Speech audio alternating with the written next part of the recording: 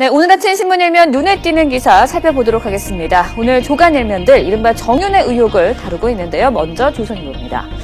네, 정윤회 씨가 지난 4월 이재만 총무비서관과 연락을 했다는 내용입니다. 이재만 비서관은 청와대 핵심 비서관 3인방 중 한 명으로 거론된 인물인데요. 조홍천 전 청와대 공직기강 비서관이 밝힌 것으로 지난 4월 정윤회 씨가 자신과 통화하고 싶다는 문자 메시지가 왔는데 통화를 하지 않자 이후 이재만 비서관이 전화를 해서 전화 좀 받으시죠 라고 말을 했다는 겁니다. 만약 이것이 사실이라면 이재만 비서관이 지난 7월 국회에서 10년 전쯤 정윤회 씨를 마지막으로 만났다라고 말을 했는데 이것은 사실이 아니라는 겁니다. 조홍천 전 비서관은 이런 일이 있은 직후 청와대에서 그만두라는 통보를 받았다고 주장을 했습니다. 중앙일보 보시죠. 중앙일보는 정윤회 씨와의 통화한 내용을 다루고 있습니다. 네, 이번 국정개입 의혹을 담은 청와대 문건은 모두 민정수석실이 조작을 했다는 주장인데요. 네, 정 씨는 문서를 유출한 혐의를 받고 있는 박모경 정과 통화를 해봤더니 박모경 정은 타이핑만 했고 윗선이 시키는 대로 했다는 말을 한 점으로 근거를 들었다고 합니다.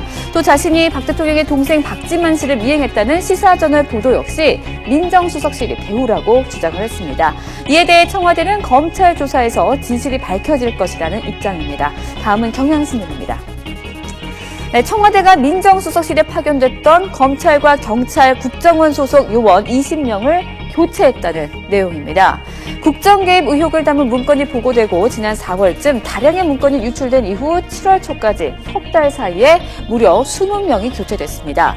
민정수석실에 총 30명에서 40명이 근무하는 걸 감안하면 절반 정도가 교체된 건데요. 청와대가 이른바 정윤회 문건을 찌라시로 평가절하하면서도 이렇게 대대적인 물건일을 한 건 앞뒤가 맞지 않는다는 지적입니다. 마지막으로 동아일보입니다. 네, 지난해 5월 라오스에서 강제 북송된 탈북 청소년 9명 가운데 2명이 처형됐고 7명은 수용소로 보내졌다는 증언입니다. 박선영 사단법인 물망초 이사장이 북한 내부 정보협력자에게서 들은 내용이라고 하는데요.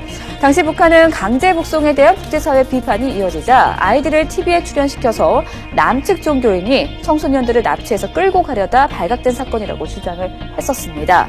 만약 처형된 게 사실이라면요, 체제 선전을 위해 아이들의 인권까지도 유린했다는 것이어서 상당한 파문이 예상되고 있습니다. 지금까지 오늘 아침 신문 일면 살펴봤습니다.